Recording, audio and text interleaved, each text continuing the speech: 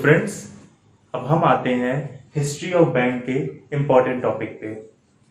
जैसे कि आप देख रहे हैं कि यहाँ पे presidency bank, bank of Bengal, bank of Bombay, bank of Madras, ये सारे बैंक ब्रिटिशर्स के टाइम पे ओपन हुए थे। अब इनके देखिए स्टैब्लिशमेंट ईयर भी लिख दिए गए हैं। 1921 में ये सारे बैंक का मर्जर हुआ और फॉर्म हुआ इंपीरियल बैंक ऑफ इंडिया 1921 में, जो कि आगे चल के हमारा चेंज हुआ स्टेट बैंक ऑफ इंडिया 1 जुलाई 1955 में। रिकमेंडेशन जो थी वो एडी गोरेवाला कमेटी की थी और इसीलिए इसको ओल्डेस्ट और लार्जेस्ट बैंक ऑफ इंडिया कहा जाता है। फिर से जानिए क्यों? क्योंकि ये प्रेसिडेंसी बैंक के मर्जर से बना इंपीरियल बैंक और यही इंपीरियल बैंक चेंज हुआ स्टेट बैंक ऑफ इंडिया में। क्लियर है फ्रेंड्स? ये तो बात रही हमारी प्रेसिडेंसी बैंक की। प्रेसिडेंसी बैंक कैसे इंपीरियल बैंक में 1921 में चेंज हुआ, फिर उससे हमारा एसबीआई बना 1 जुलाई 1955 में। अब हम बात करते हैं आरबीआई की, कैसे बना, ध्यान से सुनिएगा। आफ्टर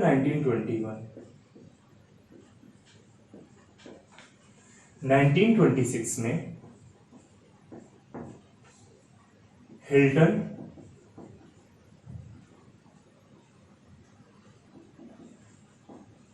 यंग कमेटी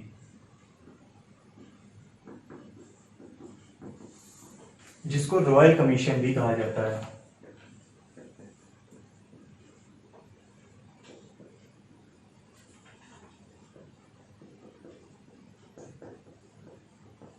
अब हिल्टन यंग कमेटी ने 1934 में, याद रखिएगा 1934 में आरबीआई एक्ट पास किया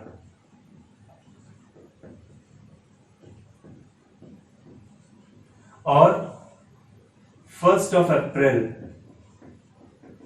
1935 में आरबीआई का स्टैब्लिशमेंट हुआ।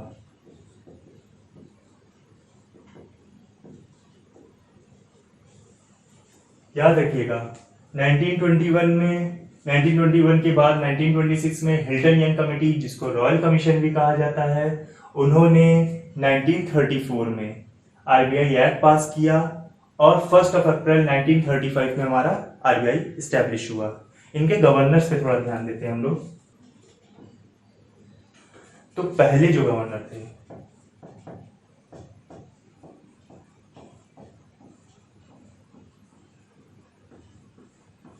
वो थे हमारे सर ऑसबॉर्न स्मिथ। दूसरे गवर्नर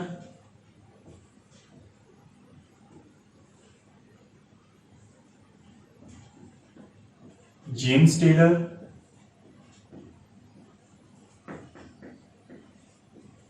और याद रखिएगा सबसे important, first Indian and third governor of RBI. याद रखिएगा थर्ड गवर्नर ऑफ आरबीआई जो थे वो हमारे थे सीडी देशमुख। सीडी देशमुख जी थे। अब ये तो रहे गवर्नर्स की बात। अब हम बात करते हैं इनके हेडक्वार्टर की। तो फर्स्ट हेडक्वार्टर जो था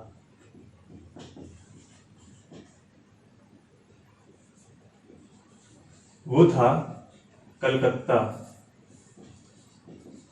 याद रखिएगा पहला हेडक्वार्टर जो आरबीआई का था वो कलकत्ता था, लेकिन जो सेकंड हेडक्वार्टर बना वो शिफ्ट हुआ मुंबई में 1937 में। क्लियर है? अब हम बात करते हैं, हालांकि आप लोग इसको एक बार रिवाइज कर लीजिएगा कि कोई सेकंड गवर्नर नहीं जानता है, ये जान लें कि वो जेम्स टेलर थे। देन फर्स्ट इंडियन और third governor of RBI CD Deshmukh ji थे। फर्स्ट हेडक्वार्टर कोलकाता में था और सेकंड हेडक्वार्टर जब शिफ्ट हुआ वो मुंबई में हुआ 1937 में।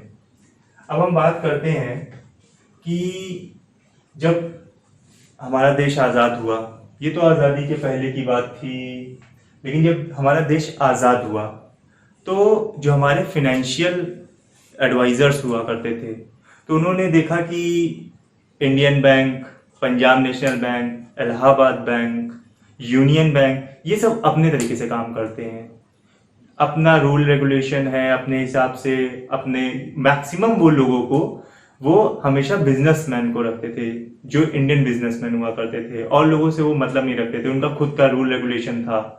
तो इन चीजों को ध्यान में रखते हुए जो इंडियन फाइनेंस एडवाइजरी ने ये गवर्नमेंट को एक सुझाव दिया कि क्यों ना ये सारे बैंक जो अलग अलग तरीके से काम कर रहे हैं इन सबको एक ही बैंक के अंडर में ला दिया जाए, जिससे वो सारे रूल रेगुलेशंस जो हैं पर्टिकुलर एक ही बैंक की माने। तो याद रखिएगा 1 जनवरी 1949 को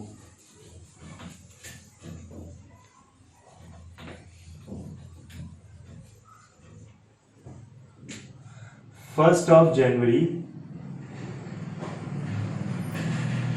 1949 को आरबीआई का नेशनलाइजेशन हो गया।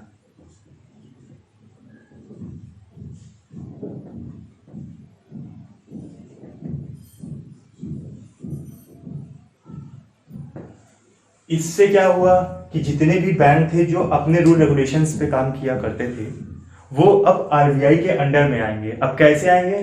एक्चुअली में जो गवर्नमेंट और प्राइवेट या फिर ओनर्स के बीच में ये डील हुई कि 51% शेयर जो होंगे वो गवर्नमेंट के होंगे बैंकों में और 49% ओनर के होंगे। इससे क्या हुआ कि गवर्नमेंट के शेयर्स ज्यादा होने की वजह से अब गवर्नमेंट अपने तरीके से काम करवाएगी। इसलिए 1 जनवरी 1949 को जैसे ही आरबीआई का नेशनलाइजेशन हुआ तो उसी के बाद एक एक्ट पास हुआ जिससे किस तरह से सारी जो आरबीआई है वो बैंकों को ओवरटेक कर सकती है, यानी वहां पे अपने रूल पास कर सकती है। याद रखिएगा वो रूल था बैंकिंग रेगुलेशन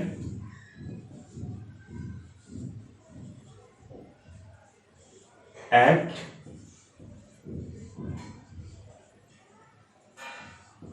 1949।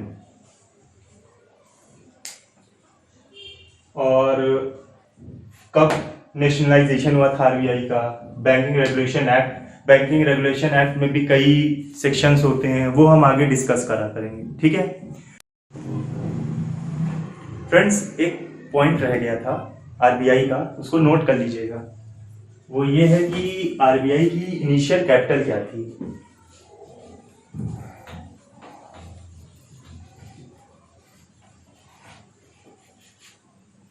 तो आरबीआई की जो इनिशियल कैपिटल थी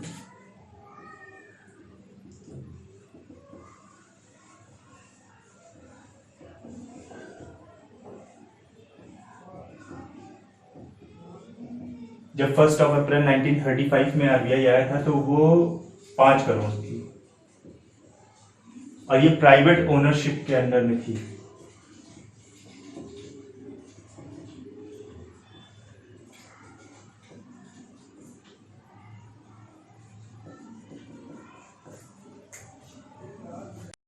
hello friends, one of my subscriber asked me about CKYC। जब उन्होंने पूरी वीडियो देखी तो कमेंट कॉलम में उन्होंने मुझसे CKYC के बारे में पूछा था। मैं भी आपसे यही कहूँगा कि वीडियो पूरी देखिए, तब आपको जो क्वेरी होंगी उसको आप कमेंट कॉलम में मेंशन करिए। मैं उसको पूरी कोशिश करूँगा कि इस तरह हर एक टॉपिक को कवर करता चलूँ, और भी जो बचे हुए हैं। खैर CKYC के बारे में देखते हैं। ये देखिए एक नया टॉपिक है CKYC, जो कि लॉन्च हुआ था जुलाई 2016 में और मिड 2017 में ये हमारे फाइनेंशियल मार्केट में अप्लाई हुआ। CKYC पहले तो किसके अंडर में वर्क करता है? ये गवर्नमेंट ऑफ इंडिया के central registry of securitisation asset reconstruction and security interest के अंडर में काम करता है, यानी ये इसको मैनेज करता है। काम क्या है इसका?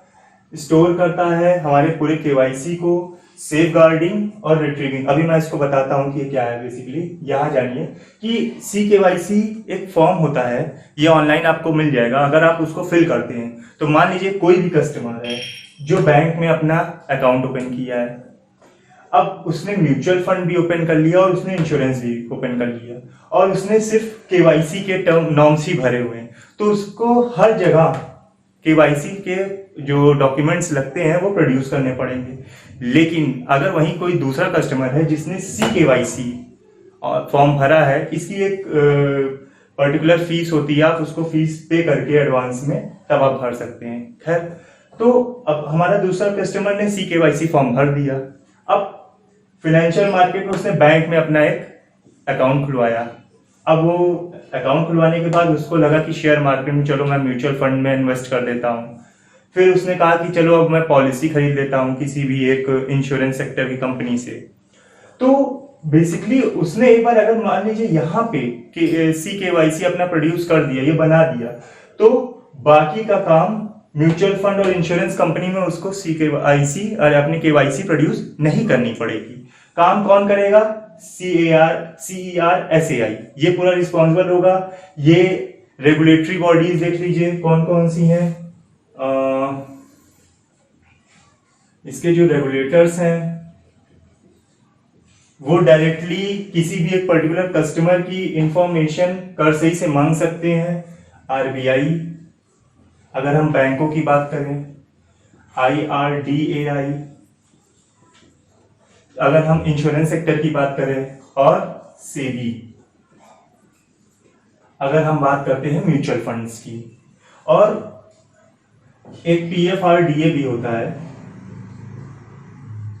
Pension fund regulatory and development authority of India. इसमें भी जो भी कस्टमर्स होते हैं उन सबका CKYC मेंटेन होता है।